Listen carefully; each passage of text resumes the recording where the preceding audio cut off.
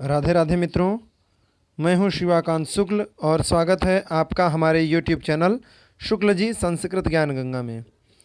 मित्रों, हम लोग महाकवि माघ जी के द्वारा रचित शिशुपाल वध महाकाव्य का अध्ययन कर रहे हैं और प्रथम सर्ग की चर्चा हम लोग कर रहे हैं। इसमें हम लोगों ने 21 श्लोकों तक का अध्ययन कर लिया है।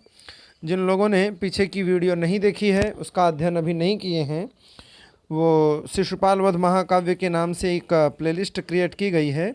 उसमें सारी वीडियो लगभग 10-11 पार्ट में है। हम वीडियो को बहुत ज़्यादा लंबा इसलिए नहीं बनाते हैं क्योंकि पढ़ने में समस्या होती है। काफ़ी लोग कहते हैं कि लंबी वीडियो बन जाती है तो ऊब लगने लगता है, इसलिए हम वीडियो को ज़्यादा से ज़्यादा 20-25 मिनट में ही रखते हैं। भले 2 ही श्लोक हों, 2-2 श्लोक करके ही हम लोग थोड़ा थोड़ा करके पूरा अध्ययन करेंगे। तो 21 श्लोक तक हम लोगों ने अध्ययन कर लिया है। जो पिछले के श्लोकों को नहीं देखे हैं, फिर मैं उनसे एक बार दोबारा कहता हूँ कि वो प्लेलिस्ट में जाएं और वहाँ से पीछे के श्लोकों का अध्ययन कर लें। चलते हैं अपने कक्षा की तरफ। कक्षा स्टार्ट करने से पहले आपसे एक रिक्वेस्ट है कि अगर आप हमारे चैनल पर नए हैं तो प्लीज़ चैनल को ज़रूर सब्सक्राइब करिए, वीडियो को लाइक शेयर करना ना भूलें और कमेंट करके ज़रूर बताइएगा कि आपको हमारी वीडियो कैसी लग रही है। अगर आपको और कुछ भी पूछना है तो आप कमेंट बॉक्स में लिख करके पूछ सकते हैं, उसके लिए आप लोगों को पूरी तरीके से छूट है। ठीक है, यथासंभव जितना मेरी मति होगी, जितनी बुद्धि होगी, मैं पढ़ाने का प्रयास करूँगा। चलते हैं अपने श्लोक की तरफ। 22वें श्लोक की हम लोग चर्चा कर रहे हैं। 21 श्लोक तक हम लोगों ने अध्ययन कर लिया है। प्रफुल्लतापेच्छनिभैरभीषभिः शुभैश्च सप्तच्छदपांशुपाण्डुभिः परस्परेण छुरितामलच्छवी तदैकवर्णाविवतौ बभूवतुः तदैकवर्णाविवतौ बभूवतुः प्रफुल्लतापेच्छनिभैरभीषभिः शुभैश्च सप्तच्छदपांशुपाण्डुभिः परस्परेण छुरितामलच्छवी तदैकवर्णाविवतौ बभूवतुः। ठीक है, कह रहे हैं इसमें नारद जी और भगवान श्री कृष्ण की शोभा का वर्णन कर रहे हैं। सबसे पहले तो कह रहे हैं कि प्रफुल्लतापिच्छ निभैरभीषभिः। प्रफुल्लतापिच्छ, प्रफुल्ल माने खिले हुए, बिल्कुल विकसित, ऐसे खिले हुए जो क्या हैं, तो कह रहे हैं लता पिच्छ हैं। ठीक, लता पिच्छ क्या है? एक पुष्प है, तमाल का पुष्प। वही जो तमाल के पुष्प हैं, उन तमाल के पुष्प के सदृश निभैः अभीषभिः। ठीक, उन तमाल के पुष्प के समान, अर्थात वे जो तमाल के पुष्प हैं वो किस वर्ण के हैं? तो श्याम वर्ण के हैं। ऐसा श्याम वर्ण के किरणों की जैसी शोभा होती है, माने भगवान श्री कृष्ण के शरीर से, विग्रह से जो शोभा निकल रही है, जो किरणें निकल रही हैं, वो प्रफुल्लतापिच्छ निभैरभीषभिः। अभीषभिः माने जो किरणें हैं। ठीक है, कह रहे हैं कि प्रफुल्लतापिच्छ निभैः। प्रफुल्ल माने खिले हुए, जो लता पिच्छ अर्थात तमाल के पुष्प हैं, उनकी निभैः माने उनकी कांति के समान, अभीषभिः माने जो किरणें हैं। ठीक, ऐसी किरणें अर्थात श्याम वर्ण के। कौन है? भगवान श्री कृष्ण। और दूसरा कह रहे हैं कि सप्तच्छदपांशुपाण्डुभिः, ये है नारद जी का विशेषण। आप लोग जरूर याद रखिएगा कि अगर एग्जाम में पूछता है कि प्रफुल्लतापिच्छ निभैरभीषभिः ये किसका विशेषण है, तो ये भगवान श्री कृष्ण का है। क्योंकि लता पिच्छ जो है तमाल का पुष्प, वो कैसा होता है? श्याम वर्ण का। उसकी जो आभा प्रभा है वो श्याम वर्ण की होती है। और सप्तच्छदपांशुभिः, सप्तच्छदपांशुपाण्डुभिः, सप्तच्छद, सप्तच्छद एक पुष्प है जिसको छितौन का पुष्प कहते हैं। ठीक है, अब देखा तो हमने भी नहीं है, शास्त्रों में ही मिलते हैं। तो सप्तच्छद जो पुष्प है अर्थात छितौन का जो पुष्प है, उस पुष्प के समान पांशुपाण्डुभिः, पांडुवर्ण का अर्थात श्वेत वर्ण की कांति है जिनकी, ऐसे कौन? तो नारद जी। ठीक, तो अगर पूछता है कि प्रफुल्लतापिच्छ निभैरभीषभी, ये किसका विशेषण है? तो भगवान श्री कृष्ण का। और अगर ये पूछे कि सप्तच्छद पांशु पांडुभी, ये किसका विशेषण है? तो नारद जी का विशेषण है। ठीक है, ऐसे जो वर्णों वाले हैं, कैसे? तो प्रफुल्लतापिच्छ निभैरभीषभी ऐसे श्री कृष्ण भगवान हैं, और सप्तच्छद पांशु पांडुभी ऐसे कौन है? श्री नारद जी हैं। ऐसे दोनों वर्णों वाले, च पद यहाँ पर ले लेंगे, ऐसे दोनों जो वर्ण वाले लोग हैं। अब हो क्या रहा है? तो कह रहे हैं कि ये परस्परेण, माने एक दूसरे में, परस्परेण छुरितामलच्छवि, छुरितामलच्छवि अर्थात एक दूसरे की जो छवि है, परस्परेण, परस्पर वो एक दूसरे से मिल गई है। माने इधर से पांडु वर्ण है, इधर से श्याम वर्ण है, वो दोनों वर्ण एक दूसरे में मिश्रित हो गया है, तो उससे एक विशिष्ट प्रकार के वर्ण की कवि ने कल्पना की है कि एक विशिष्ट वर्ण हो गया है, उसी वर्ण से दोनों वर्णित हो गए, माने वो दोनों उसी वर्ण के दिखलाई पड़ रहे हैं। तो प्रफुल्लतापिच्छ निभैरभीषभी जो छवि है भगवान श्री कृष्ण की, और सप्तच्छद पांशु पांडुभी जो छवि है नारद जी की, ये दोनों परस्परेण छुरितामलच्छवि, परस्पर एक दूसरे में मिश्रित हो गए हैं।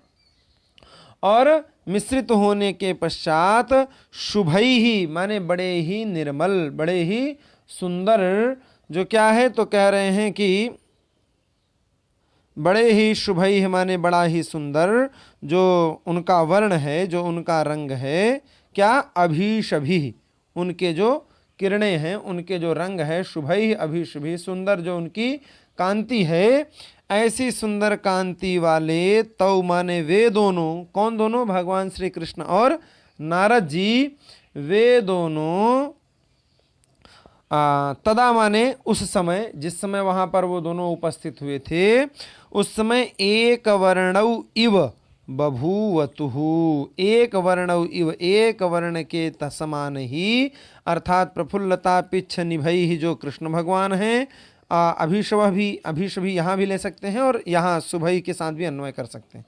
तो प्रफुल्लतापिच्छ निभैः जो भगवान श्री कृष्ण हैं, और सप्तच्छद पांशु पांडुभी जो नारद जी हैं, इन दोनों के जो शुभई अभीषभी माने सुंदर जो कांति है, वो तदा माने तौ माने इन दोनों के, तदा माने उस समय, एक वर्णौ इव, दोनों एक वर्ण के ही परिलक्षित हो रहे थे, उस समय एक वर्णौ इव बभूवतु, एक वर्ण के ही हो गए। ठीक है, भू धातु है ना, होने के अर्थ में। तो वही कह रहे हैं कि प्रफुल्लतापिच्छ निभई, प्रफुल्लतापिच्छ के समान जिसकी निभा, आभा है, प्रभा है, शोभा है, किरणें हैं, और सप्तच्छद पांशु पांडुभी, सप्तच्छद पांशु, सप्तच्छद माने वही जो चितौन का पुष्प होता है, उसके समान जिसकी कांति है, ऐसे दोनों लोग परस्परेण छुरितामलच्छवि, परस्पर एक दूसरे की छवि क्या हो गई है? मिल गई है, एक दूसरे में सम्मिलित हो गई है। ऐसे शुभैश्च अभीषभी जो शुभ किरणें हैं, निर्मल किरणें हैं, वो दोनों किरणें, तौ माने उन दोनों को, तदा माने उस समय, एक वर्णौ इव, एक वर्ण के ही समान, बभूवतु माने कर दिया, हो गए हैं, वे दोनों एक वर्ण के समान ही हो गए हैं। अर्थात दोनों की जो शोभा है, न तो भगवान श्री कृष्ण श्याम वर्ण के हैं और न ही नारद जी गौर वर्ण के हैं, बल्कि दोनों के मिश्रण से जो एक नया वर्ण उपस्थित हुआ है, उसी वर्ण के दोनों लोग दिखलाई पड़ रहे हैं। ठीक है, हिंदी देख लेते हैं। कहते हैं कि विकसित तमाल पुष्प के सदृश श्याम वर्ण किरणों से तथा सप्तच्छद माने छितौन पुष्प के सदृश गौर वर्ण किरणों से परस्पर मिश्रित अर्थात रंजित निर्मल कांति वाले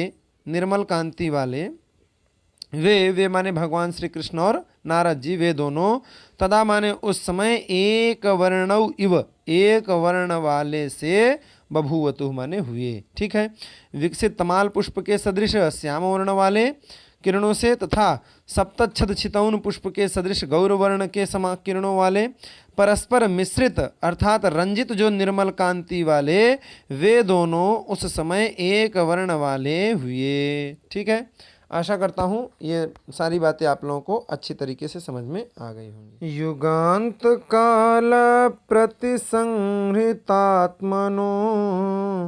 जगन्ति यस्यां सविकाशमासत तनौ ममुस्तत्र न कैटभद्विषस्तपोधनाभ्यागमसम्भवामुदः युगान्तकालप्रतिसंहृतात्मनो जगन्ति यस्यां सविकाशमासत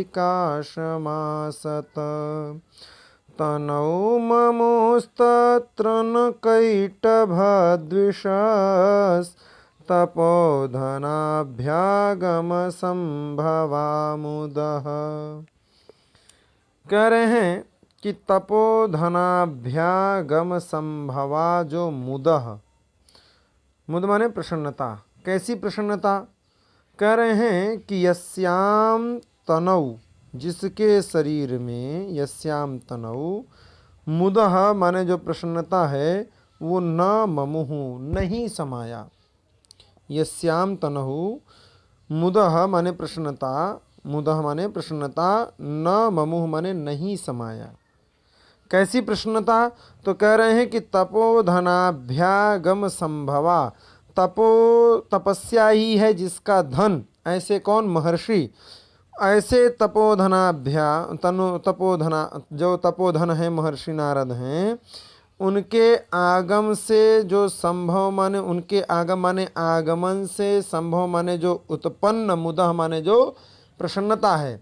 अर्थात महर्षि नारद जी आए हैं, उनके आगमन से संभव माने उत्पन्न जो मुदह माने प्रसन्नता है, वो प्रसन्नता न ममुहु नहीं समा पाया। किसके शरीर में नहीं समा पाया? तो उसी का विशेषण दे रहे हैं कि युगांत काल प्रतिसंहृतात्मनः, युग के अंतिम काल में, युगांत काल, जब युग का अंतिम काल आता है माने प्रलय का समय आता है, उस समय प्रतिसंहृतात्मनः, प्रतिसंहृत सभी को प्रतिसंहृत कर लेते हैं, आत्मनः माने अपने शरीर में। प्रलय काल में संपूर्ण सृष्टि को ही अपने अंदर ही विलीन करने वाले, ऐसे कौन? भगवान कृष्ण। यस्याम माने जिसके, यस्याम से ही पकड़ लेंगे भगवान कृष्ण। तो वही कह रहे हैं युगांत काल प्रतिसंहृतात्मनः, अर्थात युग के अंतिम काल में, प्रलय काल में प्रतिसंहृत कर लेते हैं आत्मना माने अपने अंदर ही, अपने शरीर में ही संपूर्ण सृष्टि को। पहला विशेषण हो गया। दूसरा कह रहे हैं कि जगन्ति सविकाशमासतः, यस्याम तनौ जगन्ति सविकाशमासतः, यस्याम तनौ अर्थात जिसके शरीर में, जगन्ति माने संपूर्ण जो 14 भुवन हैं, वे 14 भुवन सविकाश माने विस्तार पूर्वक आसत माने आसीन है, स्थित हैं, विद्यमान हैं। ठीक है ना। दूसरा विशेषण ये हो गया। पहला विशेषण क्या है कि युगांत काल प्रतिसंहृतात्मनः, युगांत काल में, युग के अंतिम समय में अर्थात प्रलय के समय में जो प्रतिसंहृत माने प्रतिसंहृत कर लेते हैं, समाहित कर लेते हैं, आत्मना माने अपने अंदर संपूर्ण सृष्टि को, ऐसे जो भगवान हैं। और दूसरा कह रहे हैं कि यस्याम तनौ, जो अपने तनु में ही, ठीक, अपने शरीर में ही, जगन्ति माने 14 भुवनों को, सविकाशम माने विस्तार पूर्वक, आसत माने रोके हुए हैं, धारण किए हुए हैं 14 भुवनों को अपने ही शरीर में। 14 भुवन उन्हीं के शरीर पर टिके हुए हैं। ठीक है। और जो कैटभद्विषः, कैटभ के जो द्वेषी हैं, शत्रु हैं, कैटभ नाम का एक राक्षस है, मधु कैटभ दो मारे, तो कैटभ नाम का जो राक्षस है, उस राक्षस के जो शत्रु हैं, ऐसे जो भगवान हैं, अब ये सारी चीज़ें उन्होंने धारण कर लिया। युगांत काल प्रतिसंहृतात्मनः, ये भी धारण करने में जो समर्थ हैं, और यस्याम तनौ जगन्ति सविकाशमासतः, ये भी हैं, और कैटभद्विषः, ये भी हैं। ऐसे जो भगवान है वो तत्र माने वहाँ पर तपोधनाभ्यागम संभवा, तपोधन जो महर्षि नारद हैं, उनके आगमन से संभव माने उत्पन्न जो मुदह माने प्रसन्नता है, उस प्रसन्नता को न ममुहु नहीं धारण कर सके, उसको धारण करने में वो सामर्थ्यवान नहीं रह पाए। ठीक है, आशा करता हूँ ये बातें आपको समझ में आ गई होंगी। ठीक है, हिंदी भी देख लेते हैं इसकी। कहते हैं कि युग के अंत में, प्रलय काल में, अपने में सब जीवों को समेटने वाले हरि के जिस शरीर में चतुर्दश भुवन विस्तार पूर्वक टिके रहें, ऐसे जो हरि हैं उन हरि के उस शरीर में महर्षि के आगमन से उत्पन्न हर्ष नहीं समाया। ठीक है ना। युग के अंत में, प्रलय काल में, अपने में सब जीवों को समेटने वाले हरि के जिस शरीर में चतुर्दश भुवन विस्तार पूर्वक टिके रहे, ऐसे जो हरि हैं उन हरि के उस शरीर में महर्षि के आगमन से उत्पन्न हर्ष नहीं समाया। ठीक है, आशा करता हूँ कि ये दोनों श्लोक आप लोगों को अच्छी तरीके से समझ में आ गए होंगे। आपसे एक रिक्वेस्ट है कि आप हमारे चैनल पर नए हैं तो प्लीज़ चैनल को सब्सक्राइब कर लीजिए, वीडियो को लाइक और शेयर ज़रूर किया करिए।